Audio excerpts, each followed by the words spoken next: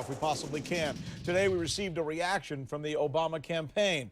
Here it is in full. Quote, "This is just another recycled, manufactured controversy from the McCain campaign to distract voters' attention from John McCain's lockstep support for George Bush's economic policies. Barack Obama has been clear and consistent on his support for Israel and has been clear that Rashid Khalidi is not an advisor to him or his campaign and that he does not share Khalidi's views. Instead of giving lectures on media bias, John McCain should answer why, under his chairmanship, the International Republican Institute repeatedly funded an organization that Khalidi founded, the Center for Palestine Research and Studies, over the course of many years." Again, that's a statement that we received from Barack Obama's campaign just moments ago before we went on the air. Now, on that matter, our fact-check team has concluded such finding did occur, as well as the funding on this, the money that was being exchanged. But we've also concluded that to suggest that John McCain and Khalidi had any type of relationship of any type is just flat out false. And we have also concluded that Obama and Khalidi strongly disagree on the Israeli-Palestinian issue, and to suggest that there is evidence of a continuing political relationship between those two, Obama and Khalidi, would also be flat out false. That's information we have for you now. We're going to be joined in just a little bit by a spokesperson, a national spokesperson for the John McCain campaign. So stand by. As soon as we get him, we're going to be talking to him. But let's do this right now, because there's a journalistic issue in all of this. Frank Sesno, as you probably know, is a media professor at George Washington University. He's also a CNN special correspondent. He's on the line with us now. He's joined us by phone. Frank, thanks so much for being with us. Pleasure, pleasure. Let's start with this. Should the Los Angeles Times acquiesce? Should they turn over the tape, as John McCain seems to be asking? No, not if they gave a commitment at going into the relationship with their source, that the tape was confidential, that the source was confidential, and that was the only condition under which they could get access to that material. The public is better served knowing about it, even if the tape can't be released, than seeing the tape if the insistence on showing the tape would have had the source say, forget it, I'm not going to show it to you at all. What happens to news organizations that make deals and then undo them or break their promises with sources? Well, it undoes the journalistic commitment, both a moral commitment and an editorial commitment to your source. And I will tell you this, John McCain and Barack Obama both have had conversations with journalists, which they have insisted be on background where their names aren't used, but the quotes can be used. It is not to say, and not to excuse, however, a too loose standard where a news organization goes in and says, oh, well, just because you don't want it released, we're not going to release it. I mean, what I think we'd all like to know is how insistent was the LA Times going into this arrangement? How many times did they pound the table and say, look, we have to share this video? That's the trust, that's the bond, if you will, that the public has with a news organization. But these deals are made in order to get information to the public. Interesting. Well said. Frank Sesno, we thank you. Let's talk to Michael Goldfarb. He's a national spokesperson for the John McCain campaign, and he's good enough to join us to answer some of the questions about this Khalidi issue that so many people have been talking about. Michael, thanks for being with us. Thanks for having me on. Let's start with this. What is the International Republican Institute? That is an organization that seeks to foster democracy around the world. Did they, under McCain's leadership and chairmanship, actually fund Khalid's Center for Palestine? Remember, Center for Palestine, I understand, was founded by Rashid Khalid, right? It was founded by about 10 people. It was, at the time, the only organization that did polling in the West Bank and Gaza. An organization that was funded by the United States government, among a bunch of other institutions. So we have information that as much as 448, maybe a little more, a little less, take a few, give them more, dollars, thousands of dollars, $448,000 was given from that group, the International Republican Institute, chaired by John McCain, to that group that was co-founded by Khalid. Is that true? Sure. How is that different than what Barack Obama did by being at a meeting with Khalid? Well, look, here's what you're missing, Rick. You know, John McCain would not know Rashid Khalidi if the two were sitting across the bar from each other.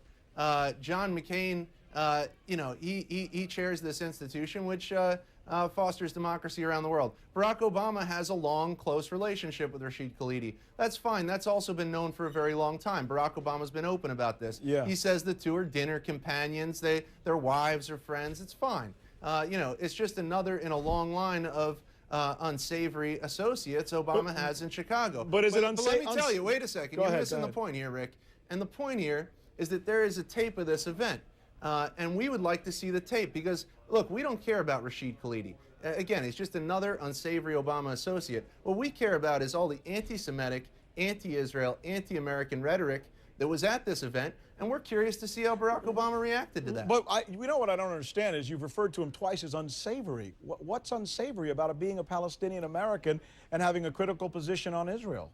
Look, anybody who you have disagreement on with the New York Times saying one thing and him saying another about whether he was a spokesman for the PLO, in my book, that's unsavory. Do you understand that the LA Times says, look, we're in a real quagmire here. We made an agreement when the person gave us this tape that we would not distribute it, that we would not reveal it. And if we do that, then we lose our own credibility and we're not able to have any sources in the future. Look, the Los Angeles Times, like you, like any journalist, I imagine, is in the business of informing the voting public. Now, this is a tape that would be of interest to the public. Barack Obama, we know, has tolerated a lot of anti-Israel and anti-Semitic and anti-American rhetoric over the years in Chicago. Now, here is an opportunity to see on tape what his reaction to that was. I think that is valuable to the American people. I think the Los Angeles Times know that's useful information. They should make the tape public. All journalists should be in the business of making information public. That is what you do for a living, I understand. Well, not really. Not if the way you got the information was that you made a deal with someone and you promised them either A, confidentiality of their identity, or B, confidentiality of certain information that they gave you. But let's move on to something else.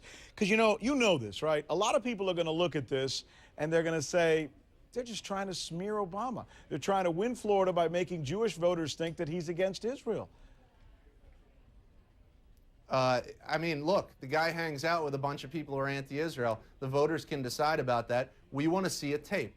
A girl got up and read a poem comparing Jews to terrorists, comparing Israelis to Al-Qaeda. A girl got up and read a poem that was an incitement to violence, swore that there would never be another day of peace until the Jews left Palestine. Barack Obama sat there. Did he nod along? Did he applaud at the end of this poem? These are questions we would like the answers to. The Los Angeles Times has a tape of these events. We would like the tape to be made public. We feel these are reasonable requests. Now, I just need to parse this out as best I can from you, Michael. The fact that John McCain's organization gave $448,000 to this group that was founded by Mr. Khalidi, is there no reason for some to be critical of that as well, just as some might be critical of Barack Obama for being at a meeting with some girl read a poem, for example?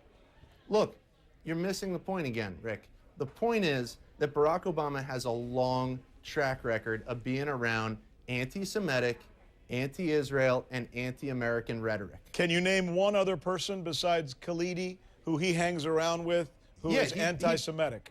He pals around with William Ayers, who is an unrepentant domestic terrorist. No, the question I asked you is, can you name one other person that he hangs around with who's anti-Semitic? Because that's what you said. Look, we all know that there are people who Barack Obama has been in hot water. Michael, I asked you to name one person. One. Rick. You said he hangs around with people who are anti-Semitic. Okay, we got Khalidi on the table. Give me number two. Who's the other anti-Semitic person that he hangs around that we, quote, all know about? Rick, we both know who number two is. Who? Would you tell us? No, Rick, I think we all know who we're talking about here. Somebody who's anti-Semitic that he hangs around with? Absolutely. Well, say it. I think we know who we're talking about, Rick. All right, all right. Again, you charge that Khalidi is anti-Semitic. He would say that his policies on Israel differ from those of Barack Obama and many other people. But either way, I guess we'll have to leave it at that. Michael Goldfarb, thanks so much. We really do appreciate it. This is a good discussion. Still on politics. Mark Preston, good enough to join us now to bring us up to date on what's going on. And I guess I'd be remiss if I didn't ask you for your reaction to what's going on with this Khalidi situation, that interview I did moments ago with Michael Goldfarb. Well, you know something, let's just put it in pure political strategy right now, Rick. You're talking about 27 electoral votes in Florida, you're talking about the Jewish vote, and you're talking about an October surprise that the McCain campaign hopes opens up. Basically, they've known about this tape since April, okay, since the LA Times had the story, but had they really pursued that in late spring and in the summer, it would have been diffused at this point. So what they're hoping is to get their hands on the tape, and they're hoping to see some kind of reaction from Barack Obama to some of these comments they're talking about that this gentleman had made that might turn voters off. All right, the people who might be affected by this, let's go ahead and go to the map, Robert, if we can.